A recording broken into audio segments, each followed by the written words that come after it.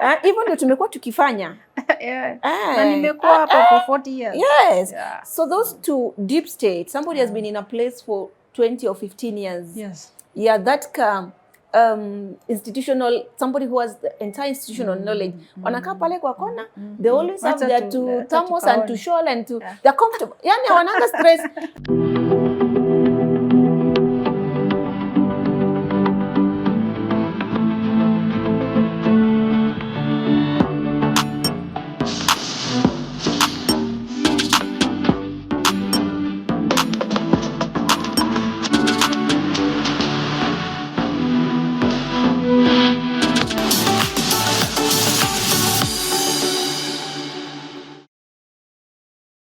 Hi, and welcome back to Careers with Nelly, the podcast where we have workplace conversations and I share with you content on career growth and job search strategies.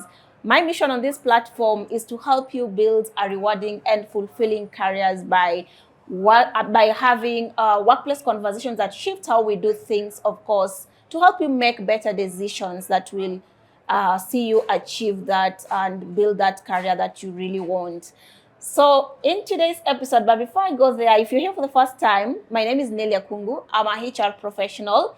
And today's conversation is on workplace culture. And we're just going to have a conversation on what is this big word that we've all, if you're in the corporate, if you are in the corporate space, if you are a professional, you've probably heard about workplace culture.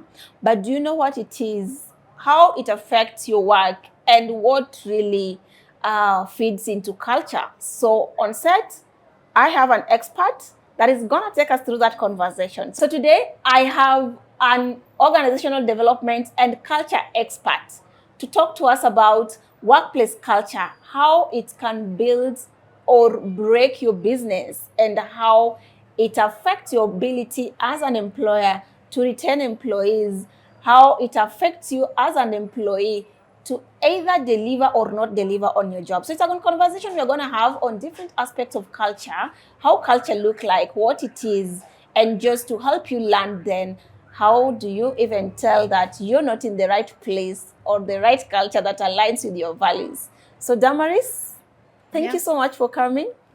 Pleasure having me. I'm happy to have you for this conversation. I'm happy too to be here to talk about workplace culture. Workplace culture. Thank you. So you just look at that camera and introduce yourself. Just tell us who is Damaris. Why do you do what you do? And of course, why should our viewers listen to you? All right. Thanks very much, Nelly, for inviting me here to talk about culture. Actually, culture is something that most don't talk about until, neither do they know how it affects them, until they actually enter the workplace. And so it's a pleasure to be here to talk about this construct that is critical when you go to the workplace. Now, the global employed population stands at 3.4 billion, at least as per research that's done in 2024. That sounds like a big number, but listen to this. 7 out of every 10 employed people say that they feel that they work in toxic workplaces. And this is a research that's done last year, 2025, by Monster. Now, the most puzzling thing we know, Nelly, you and myself, is the impact of a toxicity in the workplace. Not just to the employees' well-being, but also to the business. It can be really humongous when you go down into numbers. But can this be quantified in terms of real numbers, in terms of real costs? Definitely, yes. And there are many actually costs and impacts of toxicity, or what we popularly call dysfunctional workplace. And we can rate that in indirect cost and direct cost. But there is a research that recently has been done by the Society of Human Resource Management that actually cites the biggest cost for toxic work culture as the turnover fortune, which currently stands at 223 billion, and that's not mean fit. So that's me, Damaris Ndungwa, and the space that I work in. I am in organization development, and what I do is to work with leaders, with organizations, to be able to decipher turn around, transform this culture into an engine of performance, an engine of purpose, because it's critical for the people who work there. And also personal fulfillment, because I also believe that workplaces are built by people. Yeah. And if there are no people, then we can't talk about workplaces. And I am also a co-director, a founder of an institution called Blue Concepts Africa. I think you've introduced me in that facet. Yeah. And Blue Concepts Africa is an organization that currently is known for running one of the most transformative change and culture transformation initiatives across Africa. And we have just done 10 years, by the way, last year. Oh, A whole decade of transformation, well done. from government to financial institutions to pharmaceuticals. We've been almost in every sector in the last 10 years. And yes, that's why we do what we do. And by the way, my passion for culture just didn't start in the boardroom. It's a story of my career that we can talk about as we move on. Yeah, but that's me. I'm also many things, but I am aware that you also know a platform that we call the Gen Z HR Lab. Because I know you're also a fan.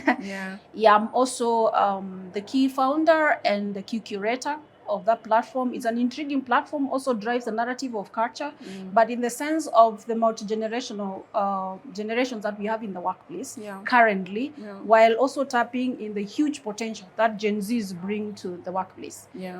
It's a platform that we're proudly moving also such things like AI, technology to accelerate how actually organization can function and be of growth for the people and also for the organization. We also have another platform that I've curated. It's called the Talent Growth Club, but this one is for professionals who also are passionate about driving and helping other professionals to fast track their careers, so that they do not have to get stuck like most of us did. Yeah, and many things, my dear. Wow. Thank you. So before we go deeper, I think it will be important to know, to hear your story, and of course that got you into this space. You just mentioned that you didn't build passion for culture just in the boardroom, so maybe it was built up or it came from your own story. Please share with us what really happened. What is your story? It's an intriguing story. Of course, after the Tamaking 101 that most people go through. So I go into the workplace and I'm intrigued by some things that happen in the workplace. Like you see someone employed and very fast they're growing, while you have someone else who's complaining for 15 years in the same position. Now that wasn't making sense for me. And this, I talk about culture having lived it, and not just from the front of learning, but I know what culture can do. Because I've been an employee, I've been also a team leader and contributed at strategy level. So I've seen dysfunctional cultures straight from leadership, where you have a supervisor who is choking actually potential of an employee. And it happens a lot. And when we were chatting earlier, you mentioned statistics that says people don't leave organization. They leave managers. They leave their bosses, right? They leave their supervisors, their managers. And that is because the relationship between them and their supervisor depicts the character of the culture they have. It is experience they go through every day. And I've gone through that. I've seen cultures actually shut very vocal voices that are making sense into innovation.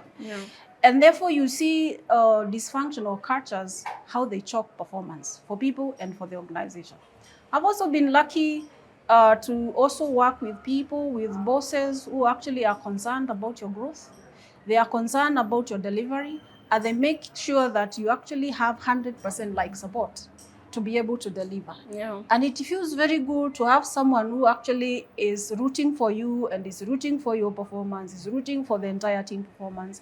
They are concerned beyond just you as a statistic in the workplace, but as a human being. And then you thrive because you feel you belong. You feel like you have nothing else but just to get engaged and work. And what do you get? Performance. And what does performance do for me as Damaris? I've seen growth myself. And that you can only achieve when the culture is working. The other side, it can't work. So I've seen both of these things, and then I asked myself, when I came into consulting, now it's even got very interesting because you get, I got the opportunity of working with companies in the same sector. For example, you've got companies that are doing manufacturing, and the privilege we have is we can know strategic plan of company A and strategic plan of company B in the same sector. And then I realized there is there's 0.00 standard deviation. When you look at them, they are more or less the same. But wow, one company is actually making such a fortune, while the other one is perpetually struggling. So then I realized, so the issue is not the smartness or the sharpness of the strategy. There are going to be something different that is driving success of an institution. So I said, because now I know what actually helps build a successful team, organization, that most leaders actually struggle with. And there are actually known formulas, approaches, models to be able to get there. Then this is what I want to do. And then that's how I got into culture transformation. Wow. And of course, now in Blue Concepts Africa, driving the same conversation. So define for us workplace culture. What is culture? This word that I think we see it every other day. What really is it, by the way? I know, maybe you've heard this. One of the common ways I've seen people relatably talk about culture is this statement. I know you hear it a lot. Culture is how we do things here. Yeah. And really, when you look at the real sense of that statement, it's very true. Because culture is how things get done in any space, in any community. It is how you experience a bit of off from corporate culture to a real country culture. Our matatus, when you get into the matatus, you almost know how they'll treat you. It's how they carry passengers that makes you comfortable or uncomfortable. When you come into the workplace, it's how we relate, it's how we communicate, it's how we engage our customers. It's in real time. The most interesting thing is culture is alive as it's very dynamic. So that makes sense, that statement. But for those who fancy definitions, culture is defined as the collective of values, beliefs, behaviors, norms, and traditions that actually shape the identity of an organization. When you observe and experience, you can see this is actually how Blue Concepts Africa works. This is Blue Concepts Africa. It finally forms your brand.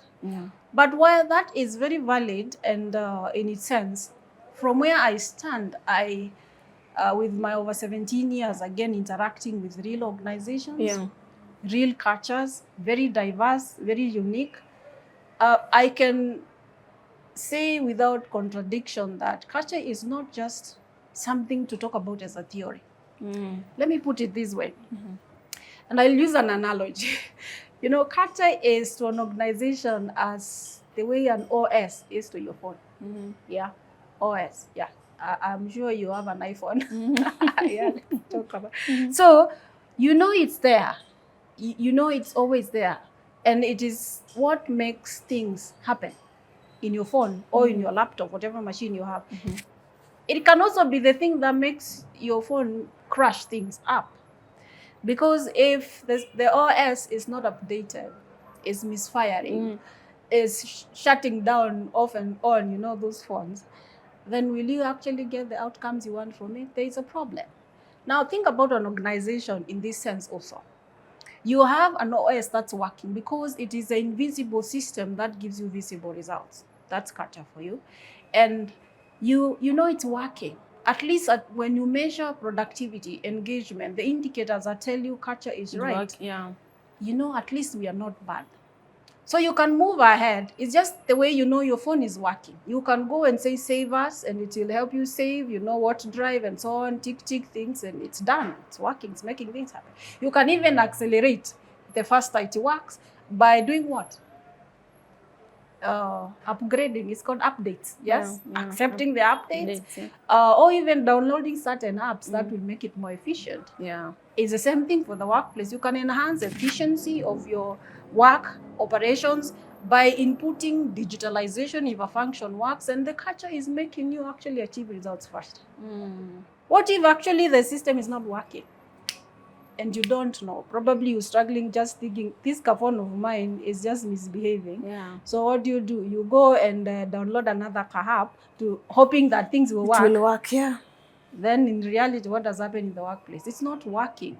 There's high turnover, burnout. Then you just say, oh, let's just rethink our strategy. We go for a retreat in Naivasha. We think, we sit down, we strategize, it's sharp, we bring it back. What happens? It changes zero, because the what is depends on the how. For you to get the results, Yeah. the how has to be really supporting the what, first of all. So that's ideally what was I defining again? Culture. Culture.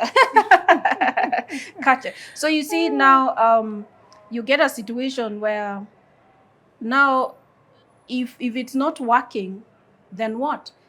The most unfortunate thing is we keep on downloading apps on it while it's misfiring. Yeah, you've mentioned something which is very important. And you know, when you're just defining culture, you've said it, you've talked about values, you've talked about set of behaviors, norms. You've talked about norms, you've talked about culture as a system. Very key.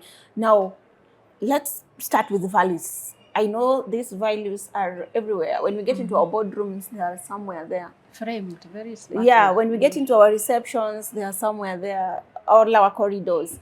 We go to our company websites. But when you're talking about culture, the truth is you give very good statistics about 7 in every 10 people say they leave because of culture issues. Yeah, culture. Toxicity. Toxicity. Yes. So, unbearable boss. Yeah, then that means that these beautiful values that we have on our in our boardrooms and in our websites are actually not being lived. So then there is a gap, a culture value gap, the reality vis-a-vis the values. So what really is the missing link that there's creating that big culture value gap? The reality, I would call it reality value gap, because the values are out there, but the reality on the ground, we are talking about a good culture. We are talking about we take care of our employees. We are talking about this is how we do things here. But those are the values we've also written. But these things are not the way we do. Yeah, they're not reconciling. So what is the missing link that makes we are not? Most organizations actually are not living these values. Absolutely, I like that, and it reminded me of. It's a public entity that was doing a transformation about how they want to drive the culture of integrity. Yeah, and we've seen even the government some years back really coming strong. I remember some time during Kibaki's time, it was like a rule for you to declare that your space is corruption free. Yeah, stuff like that. Until you walk in that organization, you will tell whether it's actually a smoke-free zone. Anyway, pun intended. Now, this situation you're talking about is one of the commonest and costly disconnect in most workplaces. Because it happens, and there are several things that makes it happen. I like that you've called it culture dissonance, because when leaders say one thing, but the lived experience is completely different. Then you get a culture dissonance, which is what you call value gap. And this can happen because of various reasons. And one of them is what you are alluding to. You get an organization that has values. And by the way, I've not seen an organization that's short of values. Some places they call them guiding principles. And our core values. Our core values, yes. And they are framed everywhere, because maybe we think by framing there, it means we live them. And those are totally different things. But what causes this thing? Number one is there is a chance, and I see this also in organizations, you have the values declared. You've written them, you've framed them. They are declared, they are written, but they are not demonstrated. They are not lived. Then the question is, how do you live the values when you don't know how to live them for organization? So organization or the leadership doesn't move to define what actually this value means. Okay? So when you do not know what is expectation on you on behavior, then you've been given space and permission to behave whichever how you think it's fit for you. Yeah. Let me give you an example. I have a colleague who used to give an example of another gentleman who used to say, hey, I came to Nairobi to make money. Nilikuja kutengeneza pesa in Nairobi. Now, picture this, if you have this guy in your workplace and you are very particular about integrity, probably you're in the finance sector, you deal with money and stuff like that. So integrity is very critical. And you just wrote their integrity, but you never actually broke it down in terms of behavior, because culture is behavior. Behavior is what drives the outcome, which is culture. So we don't know what actually integrity means. So I can give it my meaning. So what do you think this guy will do when they get there? They work because whichever way they'll make money because their value overrides. It defines how they behave. So this guy makes money irrespective. Are we likely going to hit some knuckles of lack of integrity?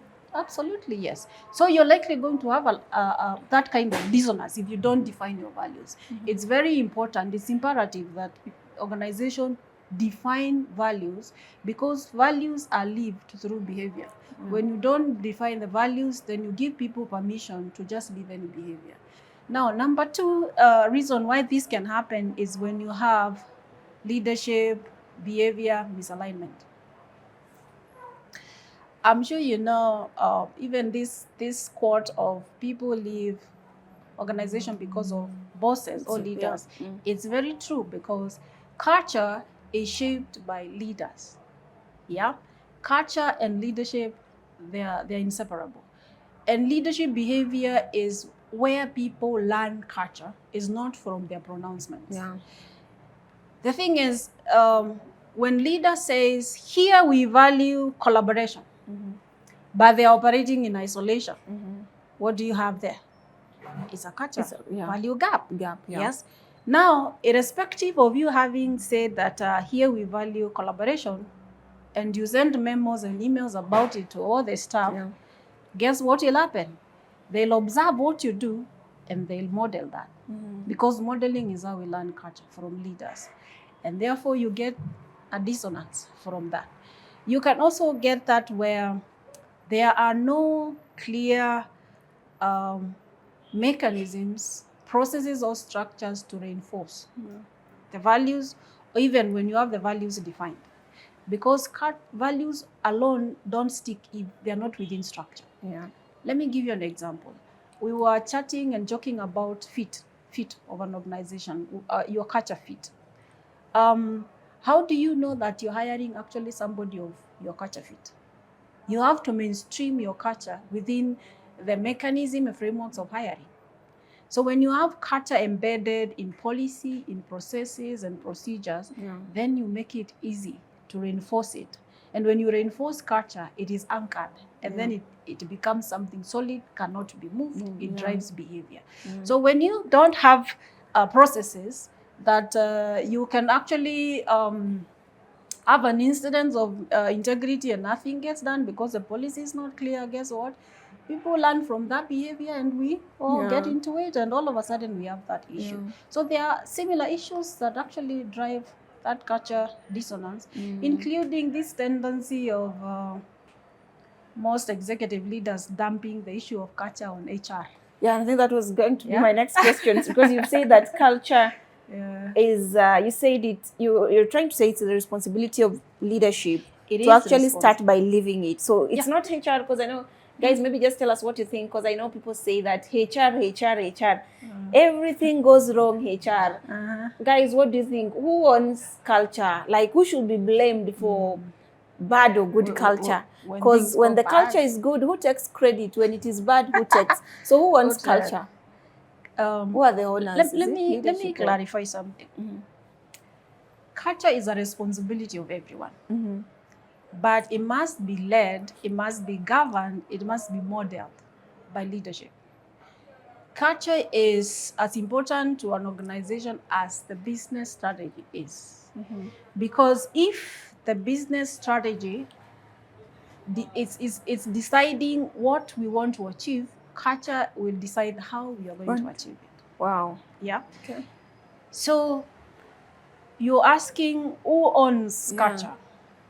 And I remember you reminded me of a research that was done in 2020, 21, 22 by Harvard Business Review.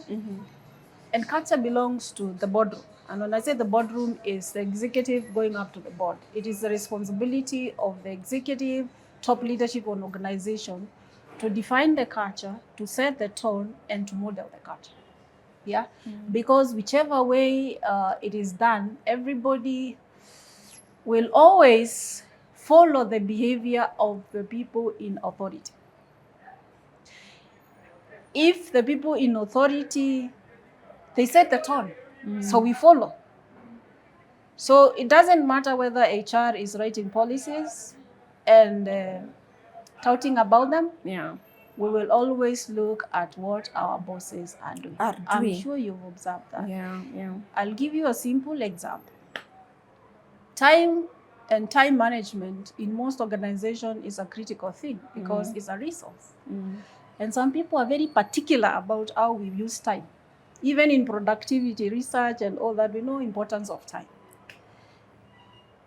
That taken, it's a box ticked. But let me also say that if you set a meeting and you are the meeting holder, you are the boss, Yeah. and you show up in the meeting 20 minutes late, sometimes not even ready, what do you think the rest of the people will do? They'll follow the suit. Next time they'll come 5 minutes late. Yeah. The other time they actually will be asking, is the meeting still on? Because you taught them the behavior. Yeah. It's not because we wrote somewhere that we actually are keen on time. It is not what's written, it's what actually practiced every day. And that's why leadership owns Culture. just like they own Yeah. business strategy. I think that clarity is very important because I know it's a conversation that we can have forever. Who owns culture? Because I know at the end of the day, all the baggage is brought back to HR. You didn't do this, turnover is high, HR is not doing what they're supposed to do, you know, workplace wellness is compromised and all that. Exactly. Yeah. It's like when you deal with management issues, there is this construct called job. It's like you abandoned your job. Yeah. Yeah. It's called what? You didn't do your job well. It's abandonment. Or you didn't do your job.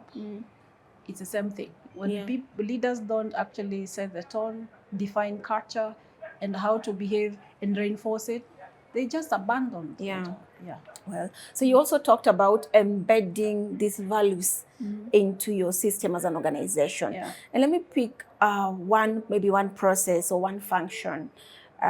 Because you also talked about when you're recruiting, it's even important for you to know, is this person going to fit within our culture? So I want to reverse this on the opposite side. So today, if someone is getting into an organization, what are some of the obvious signs that somebody should look out for to just tell them the type of culture that you're getting into?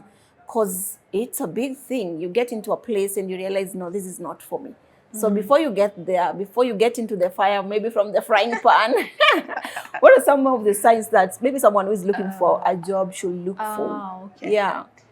For job seekers. Yes. At early stages like interview, even applications, just to tell that, no, this one will not align with what I believe in. I like that curveball because really most of the issues you're having about wellness is because there is a conflict happening. Yeah. You're in a place that you feel like it's a place now I want to be like in 1, 2 or 2 years because of what happens there. So outside, it's very important. I say it's easier when you actually work in an organization that you feel aligns even to your own principles, ideals, and values. So for people looking for a job, even before you get to the interview, you can get curious and really get curious to know the culture of an organization. And there are many ways you can get to know that. Sometimes get curious, look at what is happening even in the labor relationship court, because that's one place you want to see how they treat their employees when they are firing, when there is a disagreement on so on and so forth. You can look there. Another place is you see employees, we all show up in the social media space. And people also talk about their organizations. People also get to give feedback, like what do you call them, about their organization, or even talk about an organization they're working in previously. Yeah. So through the reviews, the Glassdoors and all that. Exactly. Get curious. Look, what is being said about my prospect employer? You'll get an idea about their culture. And if you get the opportunity to go into the interview, it is a golden opportunity even to ask them directly, so they answer you directly. And there are many ways. First of all, you can use observation in the interview. I know in the interview we are a lot tensed. We might not be in the... And you want to look good because you want to get the job. So, pia tuwezi uliza hizo maswali zitasema. Yes. But it's because you know the risk if you land in the wrong fit. Yeah. So there is this question, of course, you're filling a position and you want to know what made the other how did the employee... vacancy arise? Yes. So if you pose such a question and you realize these people are actually struggling to answer this question, that's a red flag. Number two, if you ask them, just tell us, it's simple, nothing, no offense, tell me a bit about your culture. But you get some generic statements. Here we value, you know, we are a family. We are a family. Yeah, we are family. Yeah, we, you know, there's this one that say we give our all and so on and so forth. It's a red flag. It's a high pressure place. Yeah, or even the way the interviewing panel behaves. Yeah, if you're not, there's this overbearing person who just overshadow the rest of the interviewees and doesn't seem to give them time when they speak. Red flag. Cutting people short when they're speaking. That speaks in the behavior of the leadership. So these nuances are very critical for you. They tell you actually what you will get firsthand when you're in the interview. But my deal breaker is just do a mystery like window shopping. Just visit the organization. Yeah. So now I've gotten myself into this organization. Maybe I didn't do the mystery shopping, quote unquote, or I didn't get the reviews. But because again, also even apart from maybe checking out these litigation issues about an organization that is in the public domain, you may not get so much details at the point of interviewing. Well, now you get yourself into this place and you realize that there's a mismatch. Now you have this manager that maybe is not living their values. You have this manager that is, you know, you have all those stories that we talk about when it comes to workplace culture. Those values that you saw on the website, thank God we can always see all the details on the website. Those values of honesty, integrity, collaboration, we take care of our people. Are not actually being lived. We are particular about wellness. Yeah. So how do I swim in these deep waters now? Okay. Yeah. Now you're in, then you realize the culture here is... What is the survival strategy now? And how do I survive? Yeah, how do I survive? Okay, number one is, first of all, it depends on the role. I can say the role also has a say in influencing culture. If you're in an executive, you have an opportunity. You can influence the culture because, again, leadership behavior shapes the culture. If you are just where most population of the workplace is at the bottom, then you have to build what we call just coping mechanism to see how far it gets. And coping mechanisms can be how you relate, collaborate, work with your immediate supervisor, because that's the most closest person who will influence your experience most. Very true. They will also influence your growth in the workplace. And quote unquote, just hoping is a good person you can work with. It can take you longer. Without having to get into ditches of well-being, health, and stuff like that. The other thing is you think on how to build your own brand so that it can speak for itself if you're keen on your career growth in there. Okay, I'm talking about coping mechanism. Yeah, this can work in some instances When you have a cooperative supervisor and you can reach their boss and so on and so forth, like the way we say in branding or career branding, personal branding, you can know your boss's boss and so on and so forth for growth. Yes. You can actually use it as a coping mechanism. But let me throw a curveball where it's really toxic. Starting straight from your supervisor. Yeah. And the question is, how long can you hold it? Yeah. And this is what I advise employees. Culture even eats the best Yeah, it does. CEO. Yeah. It actually choose the best leader if it's solid enough. Who wants to change it? It can resist you. Yes. So when it resists you and you feel it's getting into you, especially when it comes to well-being, it's never worth it. And that's why I said it's better you make it intentional to get a fit if you're particular about your ideals than to struggle from inside. Yeah. Yeah. Yeah. And I like what you've said, that culture actually can even kill the best people. It does. It Yeah. eats its best. Yeah, because as much as maybe if you can be in a certain level where you can actually influence culture. But again, I like what you've talked about if it has been institutionalized. So that is what we call deep state. Yeah, it is the system. Yeah, the system. But you're talking about systems. So just linking my next question to that, how do we also, in your experience, how easy is it to change? How easy is it to change culture, honestly speaking? And let's look at it from the lens of systems, institutions. Yes. You're coming to a place, and I know the common word that people like saying is that that's how we've been doing things here. I don't know why I hate that word with passion, by the way. Even though tumekuwa tukifanya. Yeah. Na nimekuwa hapa for 40 years. Yes. Yeah. So those two deep states, somebody has been in a place for 20 or 15 years. Yes. Yeah, that institutional, somebody who has the entire institutional knowledge. Wanakaa pale kwa kona, they always have their to thermos and to shawl and to, they're comfortable. Yani hawananga stress. And they know everyone. They can get into anyone's office. Yeah. They may not even be the senior. They may be maybe at the lowest level where maybe most people are. Very true. But in deep state, they make decisions. They can get into the CEO's office without an appointment. Yes. Yeah, they can influence every executive, any executive. And even if the head of XYZ comes, lazima align now. Of course. There are those type of people that everyone has to align with them. Very powerful. Very powerful in terms of the decisions that they can make. But hata si ati wako senior, wako tu pale pale. How do you deal with such people? Because I think that's also a very critical aspect of a culture of a place. Very true. Yeah. Especially when it is deeply ingrained. Yeah. And I like that word you said, the deep state. Deep state. System. Yeah. Now, first of all, you've reminded me, in organization development, org design, we say, and it's also in management, we also say that power doesn't follow the organization structure.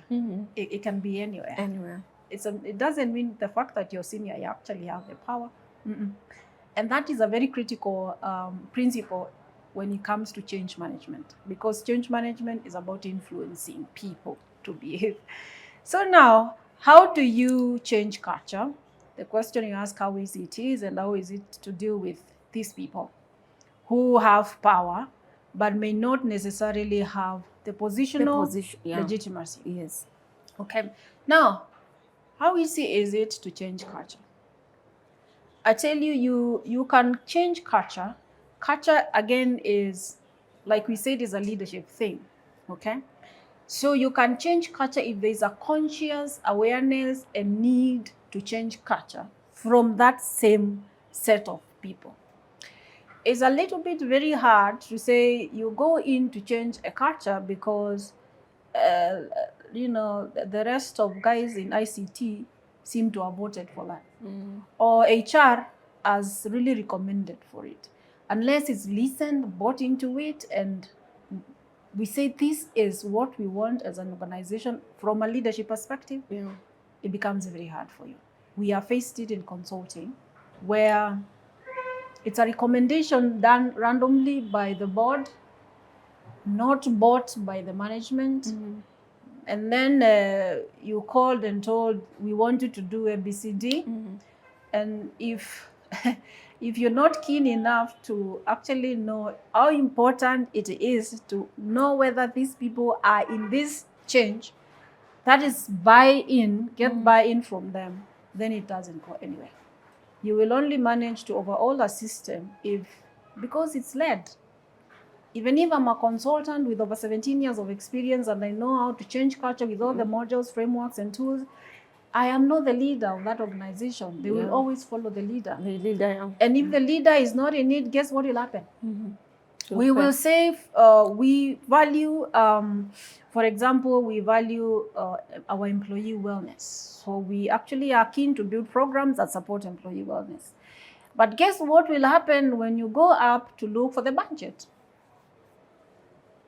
They don't see the priorities, right? When you say employee wellness, no. Us, we need people to go out there and look for numbers. Look for numbers. Yeah. So budgets for logistics, for salespeople, tick, you, unawekwa hapo parking. That is a sign that they are resisting it. So how do you succeed in changing culture? First of all, there must be the rationale. The rationale has to be seen by the leadership. The importance has to make sense to the leadership. And they have to lead it. Sometimes they may not get the whole rationale of it. So as a consultant, you help them see the rationale and why it's important, and they see what is in it for the organization, because unfortunately we are all mostly inclined into performance, especially performance in the function of what, which is the numbers, less of how, which is how we get there. So you show them, and then once they say, let's go, they get into it, because at the end of the day, you want to build a system that is driven internally by the leaders. So once you get those ones, changing culture becomes very easy. So you've talked about something which is very important, getting the buy-in, and just having the reason why you want to go on a culture change makes sense to the management. And in your introduction, I know you mentioned about sometimes we fail to diagnose the real problem, put a lot of investment going for those strategy meetings in Naivasha, which is very nice, by the way. Come back again with the same things, and things never change. So I want us to talk about what are some of the signs that culture is actually failing. And for management, what are some of the early signs that you can actually look at how your business is operating and know that no, there's something that is not right. Culture is actually failing, even before it gets to the point that now you really can't maybe correct it. Thank you for that. I like what you're saying, because one thing that happens when it comes to culture is culture shifts before it breaks. By the time you see culture in the dashboard, in the reports, in your survey, it shifted kitambo. By the time you actually see the level of employee disengagement has shifted by 20%, it's not at that point. People started feeling this disconnect kitambo sana. But you know what the tragedy is? Is that most management teams wait until they see the signs. And most times in reports. Like you see now, we have many customer complaints. We had to do a survey and capture that. We have seen a performance dip. So now we get concerned about culture, but culture shifted. I thought it's important for me to say that. But how do you know that there is, because it's also important to know that culture doesn't exist in isolation. We say at Blue Concepts Africa and believe that culture is for business. Because the business has to exist, the role of culture is to unlock the potential of the people and drive or accelerate the achievement of the business outcomes and intent. So therefore, when you're talking about culture, we can't link it with what are the strategic intents of this business. That's why we do not just talk about culture at Blue Concepts Africa, or just build cultures, good cultures, nice field cultures. No. As we are particular about building high performance cultures, because at the end of the day, it has to make business sense to the organization. It has to speak to some returns on that investment. So what are some of the signs? Number one is when you observe a disconnect in day-to-day decisions. Yeah. And this is giving you an example. We know what you're supposed to do as a business within this specific time. That's why we talk about business plans for deliverables for people and so on and so forth. But you observe a certain department engaging in an activity that has zero relation with what you're supposed to be doing. They have the audacity and they are proceeding. You quiet a bit, you see other people pursuing another agenda. That day-to-day disconnect tells you it's a signal that there is actually a disconnect between your culture and your business intent or your business goals. Yeah, that's one way. The other way you can tell is when you observe a rising sense of silence and also a diminished way of bottom-up feedback. You know, when you see quiet people in an organization doesn't mean people are in meetings and they say, are we together? Exactly. Tuko sawa. Tuko sawa. Yeah, we understand. Tuko sawa. There is no comment. They don't. So when you see this silence, it doesn't mean things are okay, actually. In fact, it's one of the most dangerous signals that you have a dysfunctional culture, when people are not talking. They're not just talking for the sake, especially when they are not speaking their mind. You can tell they are quoting messages. There is a problem. So when you see such incidences like what you're saying, mko kwa meeting, and people are quiet, even when you feel there's a lot of disgruntlement in the spaces, but people are not talking, that's a signal that we are completely disconnected here. The other one is when you observe the one we spoke about, the leadership dissonance with the values. Yeah, they know what is supposed to be done. In fact, they're the people who cascade it down in terms of business intent and what we need to do. But they also go ahead and do something that is very different. You also, that's one way. It's a signal that it's not even about the organ. It actually has come up to the leadership level. And therefore you end up with an organization where there is tension. We are not heading where we want to go, and the culture is not supporting us. When you look at that, then the common one I talk a lot in HR is just observe talent metrics, indicators. They will tell you about culture, and we have mentioned some here. Employee engagement, turnover rate.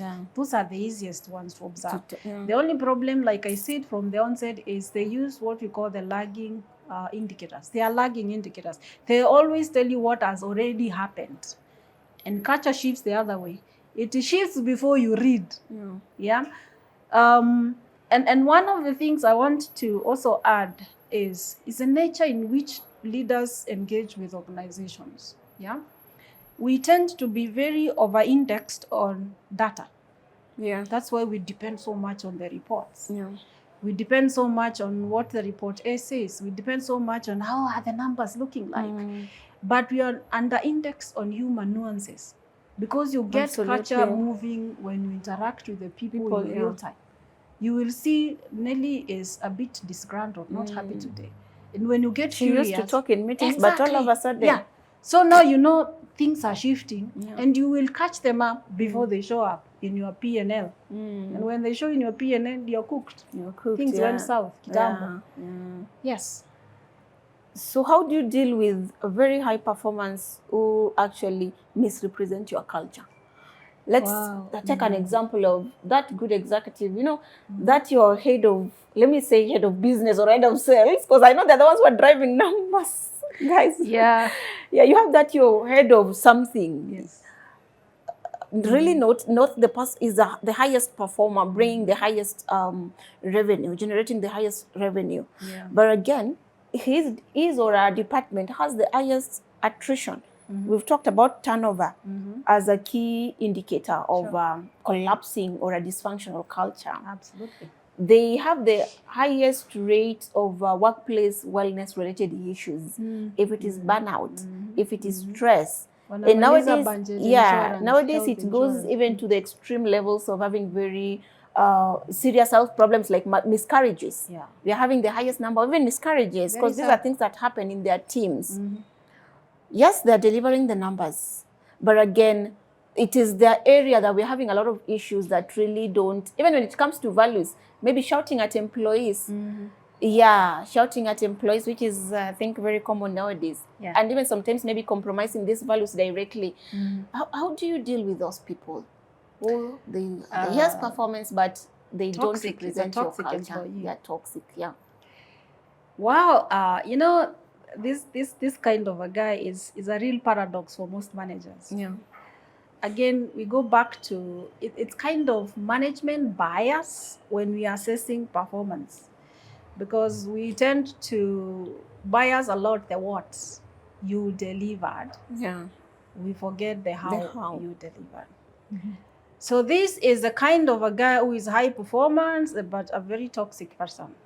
Is a guy who is hitting the targets but extreme cost on trust within the team. He's the one looking number one in the dashboards. They're all looking green. Yeah. But it's completely dismantled the culture and so on and so forth. So in the eyes of their supervisor, this is kind of an invincible person. Yeah. Irreplaceable is the word, actually. Irreplaceable, because they're giving you the numbers, they're bringing the business. Yeah. But again, they're killing your most important resources, exactly. or your people. So now, when you look in the eyes of the employees or the fellow colleagues they work together, this is completely exhaustion. To feel exhaustion because of what they go through with this person. And you mentioned and you listed the experience they get when working with this kind of a person. And you know, from where I stand, a toxic high performer, for me, is not a high performer. It's just a net negative asset. Is costing the team, the organization trust, is costing the team, the organization cohesion for working, collaboration, well-being. Eventually, it will cost performance of everybody, because when you have everybody who is feeling the toxicity, then you lost the potential of the rest and had the potential of one. And then I usually advise under very deep discussions that you go to deal with it. You go to respond to it, not to react to it. Most times we just react to these people. We don't respond. But the question I find most leaders getting stuck on is, how do you respond to these people? And I'll tell you, they are really structured, very approaches, they work when you choose to respond as your supervisor, as your leader. Number one, you need to reframe value. You need to let them know what is valuable in this workplace. And you know, I go back to the definition of performance. Performance is not what you deliver. Performance, holistic performance management is what and how. It's what How you you deliver deliver. and how you deliver it. But do we really live that? Do we really look that's at how people are? I don't care. You're going. You know, these are the numbers. I don't care how you're going to get there. It has to be achieved at the end of the day. Therefore, you get a number one signal. When you see that, that's a number one signal of a toxic work culture. It's like it's been permitted by the leadership, if that's what the leader says. Now, when you evaluate the high performer who is toxic, you always will always rank high on the what and very low on the how. And that's a very dangerous combination for any organization that wants to be progressive and sustainable in the future. You will look successful today, tomorrow you're not, because you lost your best talent because of this, the cost of having this person. You will lose the motivation, engagement, and showing up of your team. Guys with innovation will shut down the ideas because of this person. So short term, you're winning, long term, you lost it. Yeah. The other person, the other way to respond to it when you reframe the value is show them the impact. Yeah. So you go like, here is what you delivered, and here is the behavior you had and how it impacted, for example, trust. And here is how your behavior affected the team. Until they see that thread, sometimes they don't know the purpose of the how. Okay? So make it just calm, precise, and clear to them. And here is the standard moving forward that we follow. Don't compromise. Okay? Wow. So once you do that, they will now begin to see the impact of their behavior when they do the things they do when they are delivering. The third one is give them a choice. Yeah, give them a choice, not a trade-off, but a choice. And here, because you know this is a good guy who is technically excellent in delivering results, just that they are not good at the Maybe cultural managing aspect people, of or the leadership skill they need to have to deliver their results. So you need to build what you call a behavioral performance-based plan. And this is where you actually like ingraining, embedding the culture into the person. So you want to assess beyond the numbers. So we want to make sure there's collaboration going on within the team. Assess them on collaboration. Assess them on respect. Those critical behavioral things that are very important in driving our culture. Start assessing them. Tell them how important it is that these things show up when they are delivering, because we do not compromise on who we are as an organization. Very important. That is another level of, responding to this person. The other one is, and this is a leadership thing, you need to protect the culture, not a toxic performer. By all means. Because when you evaluate what you get from this performer and what you lose by having them, you already have lost more than actually having this person, much more. So you should always realize when things get to the settle, you must always defend the culture, never the performer.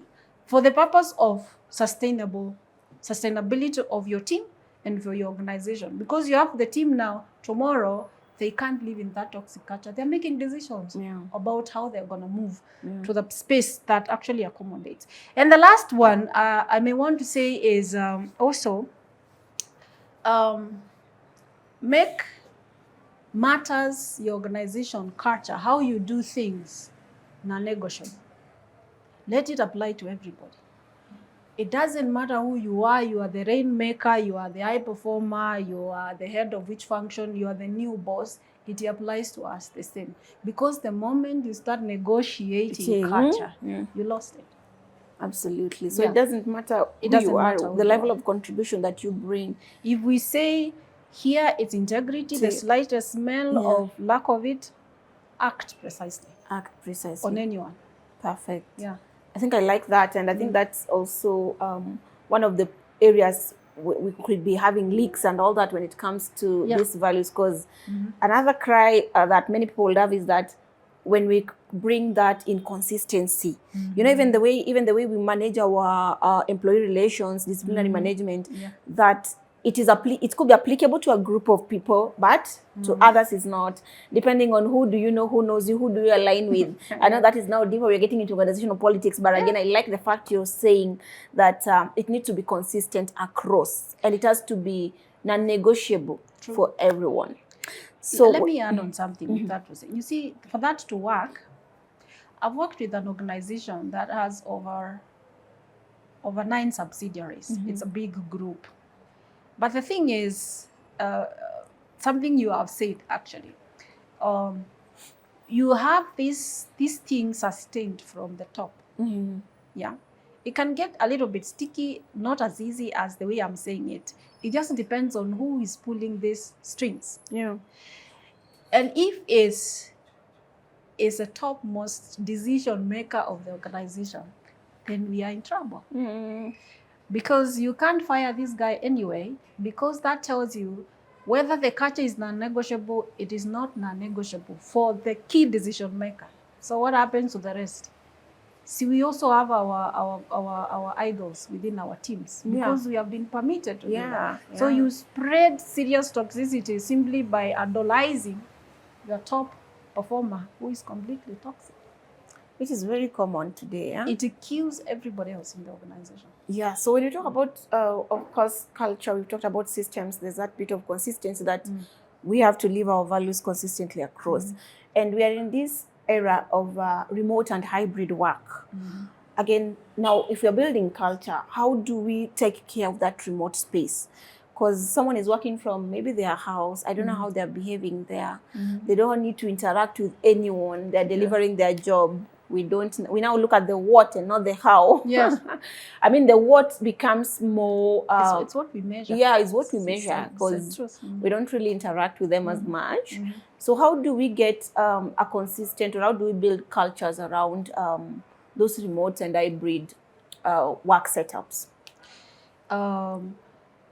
I mean, post-COVID, it was like when we were hit with that reality. Yeah. Because we were used into a workplace where we have one common way of communicating. Yeah. It's like a rule stamped for all of us, policies and so on and so forth, because we see each other. And the good thing when you work within physical workspaces, culture is moves like osmosis. I just need to observe Damaris, my supervisor, who is here, and I know how to behave next time. Yeah. Now that doesn't happen. That privilege is not there for remote workers or even hybrid. It's even better when it's hybrid, because you can meet sometimes. So they say when the game changes, the rules also change. Yeah. So we cannot approach entirely how we manage workforce within hybrid just the way we were managing them when we were in the workplace. We work in workspaces even today. I mean, you have an employee, you have an office here in town, lakini is working in Upper Hill. Yeah. He's working, or they are working. Do you manage them the same way? Definitely, things shifted. And I want to emphasize, number one, there are really many ways to concretize the culture for an hybrid workplace. And this is actually a moving dynamism, because the dynamics are also changing. But I'll tell you, one of the things that you need to do to sustain the connectedness of your culture, so you don't drop it when you go hybrid, is the steps you take to protect it. Number one, you need to make sure you operationalize your values. You will not succeed if you are the kind of an organization that just has those values on the wall. It doesn't work. Because it's like you have given me the entire mandate to behave the way I want, and you aren't seeing me even in my workspace. So you have an employee who feels like they have the permission to hide and seek with you. You know those incidents we had in 2021, 2022.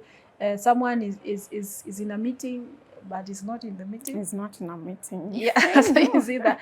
So until there's real connection for me to see there is importance for me to be in this meeting because of the connectedness, the value I know, and I can't afford because of the structure that has been put, you will have a problem managing that. So operationalize your values such that people buy into behaviors that they believe they're like the operational standards. When we say, let's respect people's time, then it means when you're clocking on meeting, we respect time. Yeah. We respect contribution. So come with your own ideas, contribute. We need to see you contributing there. So if you value that and it has been embedded in you, you will not hear someone telling you, "Siweke camera on." No, you know. Yeah. And that happens when we have defined the values into expected behaviors. Yeah. And I run some of virtual meetings, virtual conferences with different organizations, and you feel the culture. There are some organizations you check in, there is nothing like, there is no video. Everybody is on video. That is how you know their culture, what it is encouraged has been ingrained. Others you have to beg. Or they're just, they go back. That's true, yeah. That's what works again with managing them. Then there is nothing, number two, like over communicating, because I think that the easier impasse to managing was like we over communicate to these people because we feel like we can't feel them, so you tend to over communicate to them. So this over communication is in compensation for connectedness, which doesn't work. We need to have meaningful connections than over communication. And one of the things that have been seen to be successful is create moments and rituals that connect the team. Have actually like predictable rituals that will connect the team. If we say we are celebrating the growth in our culture, we value celebration of growth of all our team members. Yeah. We create a ritual around that. Right. Let's see, when Nelly gets a promotion, it's a big deal. We actually meet virtually, we celebrate, we can send gifts whichever way. That embeds the culture, and you see people looking forward to the next celebration, and they feel they belong to this culture and they belong to this organization. There are other ways, like when we are having our performance and we are praising how we are doing, create rituals that connect the employees right from the onset of the appraisal period to the end. So they feel they are part of this thing. I like the ritual part. Exactly. Rituals and traditions, even in the definition of culture, is part of it. Yeah. Because they become predictable anchors as the structures that anchor the values and the culture we want. Because now, if we say we performed very well, when that word is said by our manager, we know what usually follows. We get some goodies. It could be a voucher on wherever you are. So you anticipate there's a ritual, then that anchors you, and this becomes who we are, even as we work. Wow. So it's, again, I said it's evolving. It's a matter of innovation and creativity. It's not a blueprint, but those are some of the things that have been known to help. And you know, that is what we see and what is done. But back end, you have to tweak the policies. Speaking from an HR perspective, to actually support that. If you have, originally we know the whole performance policy, what it says, where it starts, where it ends. And now you transform, you're in hybrid. And this was one of the challenges that HRs are having at managing hybrid, because now, the policy says you have a meeting with this person. Now you're wondering how to have the meeting. So you have to tweak those nuances of the policy to respond to this. Because if they are in conflict, then the culture always loses. Very important. We're almost coming to the close, but I think we can't actually close this conversation before we actually take our viewers through a very practical process. Or now someone has listened to this conversation, and I want to take it on two sides. They're either an employee in a toxic workplace, or they're an employer that has realized that this is not the culture I want to have. So I want us to help that employee. I know you shared with us those survival tactics. But again, if all this fails, because you've also talked about copying what your immediate manager's leadership is doing. If this fish is rotten from the head, and we've said actually sometimes it can be very hard to change. So beyond the survival tactics, let's talk to a brother or sister who is actually in that place where that fish is rotten from their head. It could be the key leadership, even the CEO, like you're saying, or they have already gotten to the level where between them and their immediate supervisor, it's not something that can be worked out. Is it reversible? Is that something that can still be done to rescue this? Then, of course, the last part we will talk about now, how can an organization build that culture step by step? Earlier today, when I was seated there with another lady, she asked me a question that when things are not working in an organization, what do you do? When it comes to culture? And I think at some point of the discussion, I said sometimes there's nothing you can actually do. It's not an answer you give, but it has to be really nothing you can do, depending on where you stand. Now, having the consciousness that culture is actually led, governed, and modeled by leadership. And so the levels of influence depends on where you're placed in this space of leadership, okay? Like when you say, for example, you're a CEO, you're struggling with the culture, maybe you are found in an organization that you have probably reported to. In fact, that is the easiest space for the CEO, because you can easily influence. You have the responsibility of the entire performance of the organization, strategic direction of the organization, and the resource. If you're the CEO, those are your very key instruments you're given for performance. for you to drive the organization. You're given the people, you're given the direction, and you're given also the resource in terms of what are the resources you need.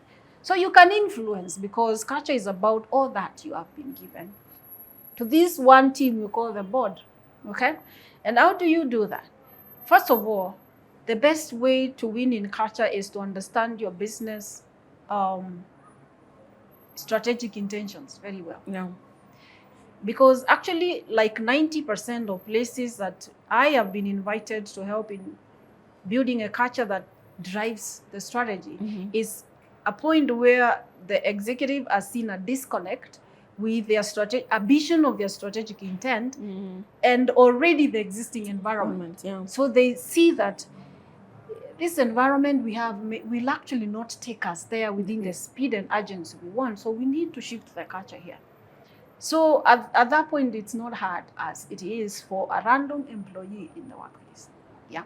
For a random employee, you can navigate with some coping mechanism. Here, you can make precise decisions, defend the case to the board, and get a buy-in to drive it.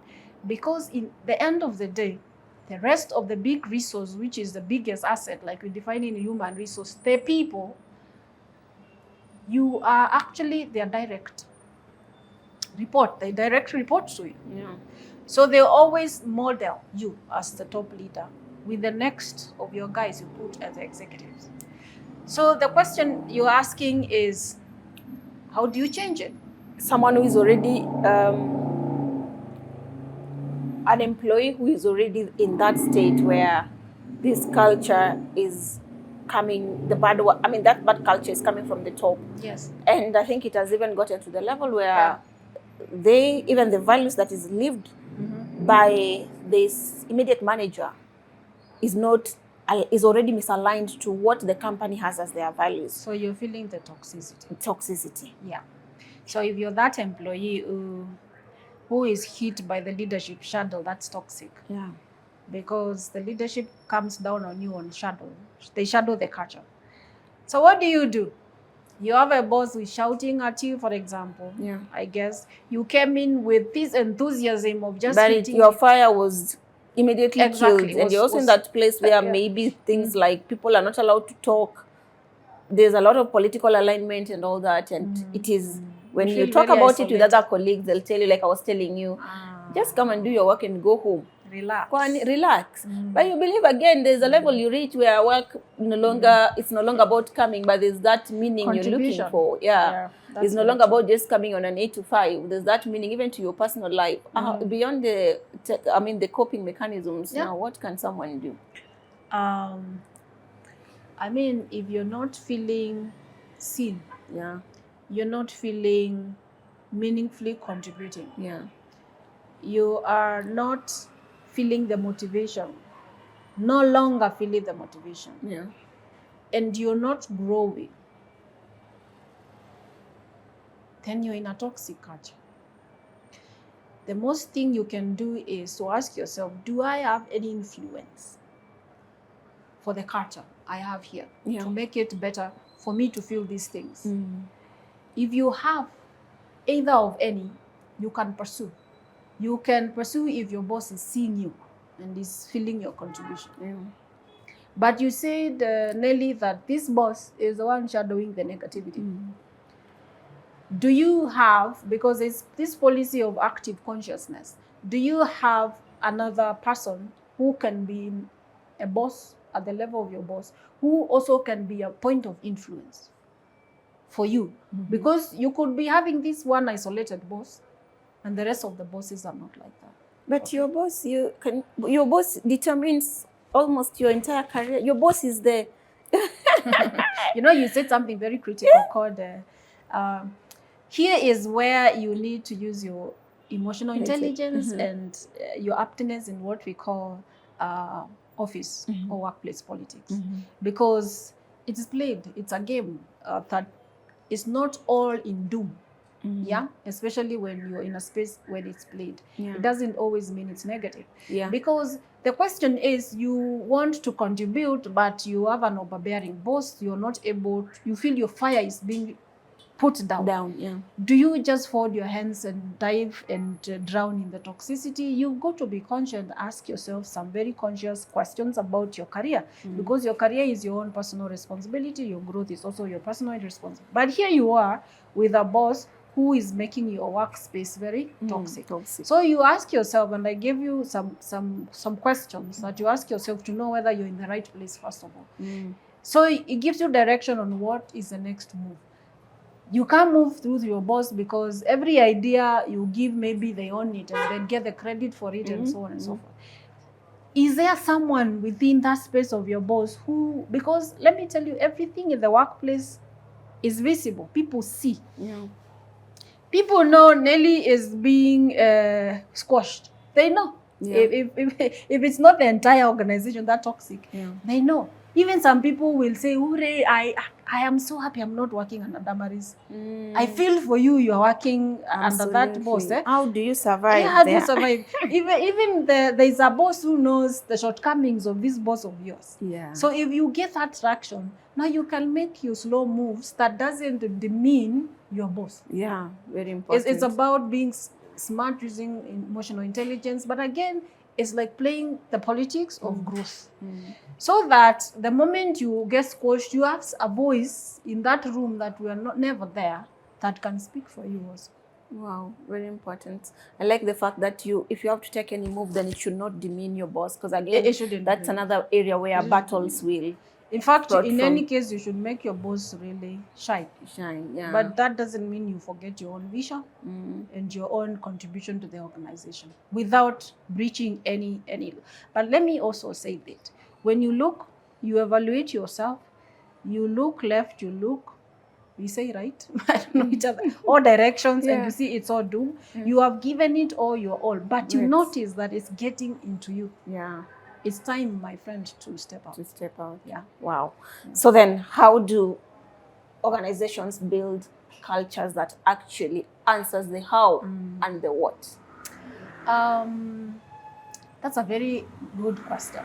In fact, when I get that question in a boardroom, I'm going like, hey, here we go. Because it is one of the biggest investment an organization can do. It is what determines longevity of your sustainability in your performance. It is not an easy journey, because, I mean, like you said, it is one of the paradoxes that most people don't understand. But the truth is, you just need to focus down and you realize there are actually processes how you can do that. So how do you build a culture that is functional, even when your culture is rated extremely dysfunctional? Irrespective of where you started and when you noted the signals.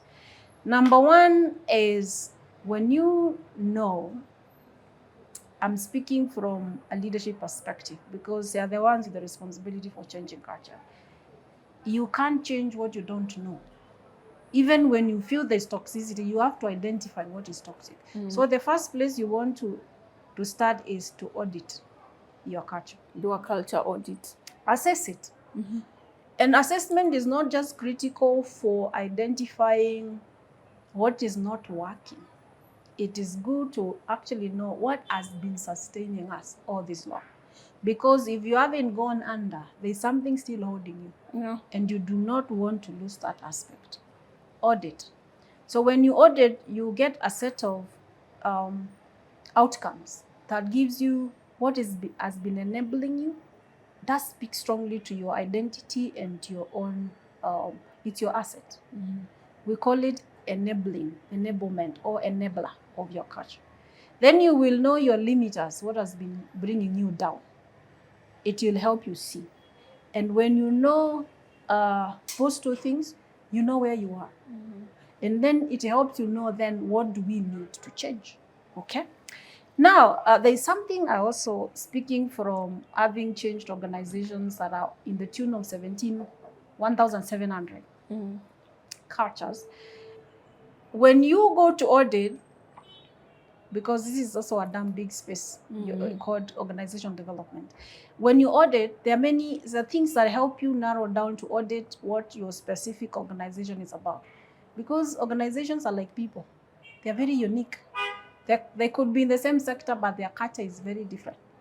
Damaris and Nelly are in HR, but we are completely different. Yeah. Yeah. So you do not want just to pull this framework from whichever West, whatever, and come and apply it. Because when you get garbage out, you deal with garbage. Yeah. So what I advise is you have to know the framework that is being used to audit your culture. Like, for example, in Blue Concepts Africa, I think I've emphasized that us, we are particularly about helping institutions not just build good cultures, but build high performance cultures. Yeah. So our framework, which is called High Performance Culture DNA framework, it's based on elements that help institutions become high performers. So we audit the level at which those elements show in the workplace. Okay. So you know, when it comes to leadership, this is where we are. Okay. Yeah. That is audit. Now, when you audit, then the next thing is a complete this construct called change management, because you have to change from this point to the point, you know. And this is one area where most people also fail who champion and lead culture, because culture is a construct. Culture change is a change management process, because you're changing people behavior. And by the way, change fails. 70% change fails because of many reasons. And the biggest of all is they do not get to transform the behavior of people as was anticipated. That's the biggest thing why change management has to be apt. Okay? And change management is a whole process of planning. And for transforming culture end to end, I'm talking about changing your culture where you feel it is not working. You want to actually define an entire culture and start ingraining this culture. So the next thing is to design it. Remember, we know now what is not working. Do we know what we want? In other words, do we know the culture we want? Because the culture we want is why we need to define. You remember the conversation we had about defining culture. And it's important to define culture because that's where now the values come in, unpacking them to behaviors and so on and so forth. So the leadership, again, has to identify the culture that they feel is going to drive the success of their business intent. Because if it's not working this way, then it's not worth the investment. So we have diagnosed, that is audit. We need to design. And designing is where you know the culture we want and how we will define it.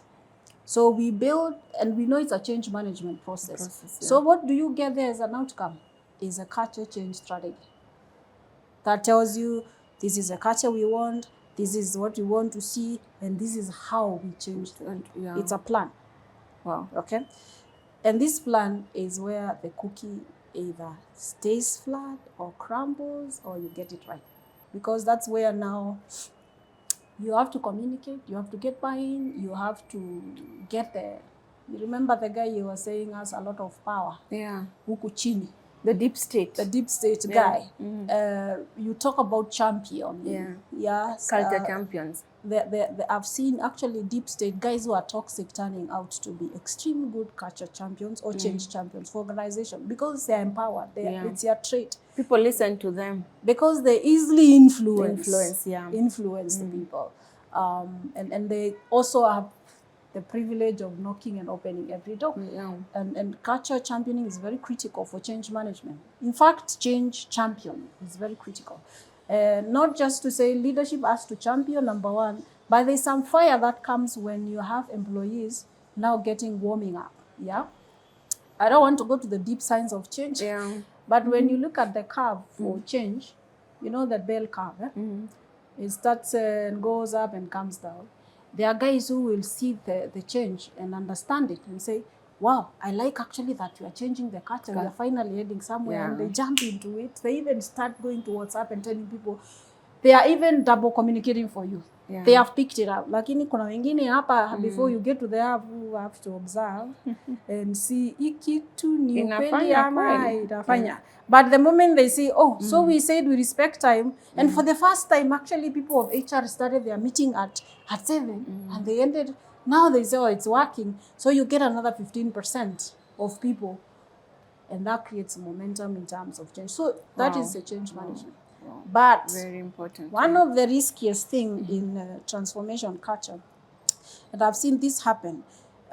In fact, I forgot to mention that one of the challenges we found in culture is that we had to tweak models, tools, and frameworks that are from outside to fit into African context of business excellence. Because Africa ideally is not so pronounced, at least was not pronounced when we were studying about models of culture transformation that speak uniquely to our culture and how we do our businesses in Africa. So we have 10 years, I told you we turned 10 years. We've built models rooted for Africa, built on African business excellence, and so on and so forth. So where it crumbles, because we used to be called to help build cultures for organizations, then we realized there was actually a whole consultant, not to mention, who did the audit, but just gave them recommendation, and that was the end of it. We did a culture transformation. But you know, Africa is completely different from some other parts of the world because we do not end into the document. We have to set the fire and we have to see the fire working. That's the thing. And while this can work in some parts of the world, we are oriented different. And that's something we've got to actually respect moving forward as we change organization, because our culture is, even our own culture is completely different from the cultures of other places, and therefore it also affects how we do our business and how we show up in our workplaces. And we have to tap to the excellence with that nuance, without 100% borrowing. But let me tell you, one of the things that is not easy, even when you change, is Sustainability. Sustaining the momentum and sustaining that new culture. Human beings are creatures of conditioning. And while some things might make sense at logical level, like I can ask you a question like, do you think exercising is important for your health? Yeah, it is. And you can even go ahead and tell me statistics that show that it is. But if I ask you, do you exercise? That's a completely different thing. No, I don't. Because we are parts of conditioning. So the idea of transforming culture is so that we end with a culture that's ingrained, is sustainable. And I believe any change that not embedding culture for sustainability or even any form of change, then it's not worth investing. Very, very important. So sustainability is key. I would like to bring this conversation to an end, but I think before then is just to pose a question to our viewers. Maybe just put in the comment section, let us know in the comment section, how has your workplace culture affected your job? And maybe to an HR, a CEO, or a decision maker watching these, how do you think your culture has built or disadvantaged your business? So Damarit, before we say the last bit, is there any other thing you want to add? Just briefly, then we can close. Oh, thanks very much. So for me, to any leader, any person who is leading any change, to HR colleagues out there, I would say, if you're responsible for the business strategy, which is what you want to achieve, then culture is what happens. So you want it to happen in line with your own strategic plan or your business plan, then it has to align to the business plan. Because at the end of the day, it's not what is written in the plan, it is what is lived every day in the workplace that will give you the outcome that speaks to the strategic goals of your business. So thanks very much, Nelly, for having me. Thank you. It's been an amazing conversation. So Damaris, how do people reach out to you? There's someone who wants to start their journey on a culture change out there, or there's that employee who's in a place where they feel, I need to have this culture conversation because things are not working out for me. Please just share with us what is your contacts or your social media handles. Oh, welcome. We are all actually in social media handles as Blue Concepts Africa. It's concepts with an S. It's not one concept. Like I keep on saying, it's Blue Concepts Africa. We are in Facebook, we're on LinkedIn, Our website is also Blue Concepts Africa. You get a lot of what we do right there. You also get contacts where you can meet us or call us. But in case you just want to holler us right now, do I say the number here? Yeah, sure. Okay. Can give us the you number. can use 0715 204 555. That one goes to our office. Yeah, but of course, I'll also link that to the description of this video. I'll put your contact. Sure. Yeah, so guys, that has been it. Conversations around culture. I know it is wide. We can't actually have it in one sitting, and hopefully we will have more of this conversation, because again, we're just learning that culture is a big consideration if we want to succeed in a business, and even if you want to feel better in that place where you are working. So if you have come with us till this end, guys, thank you so much for watching, and we hope that this conversation has truly blessed you. So this is the time to hit the subscribe button and join this community where we are all about learning. Thank you so much for watching, and please stick around as you watch other amazing content that I have shared on this platform. Thank you.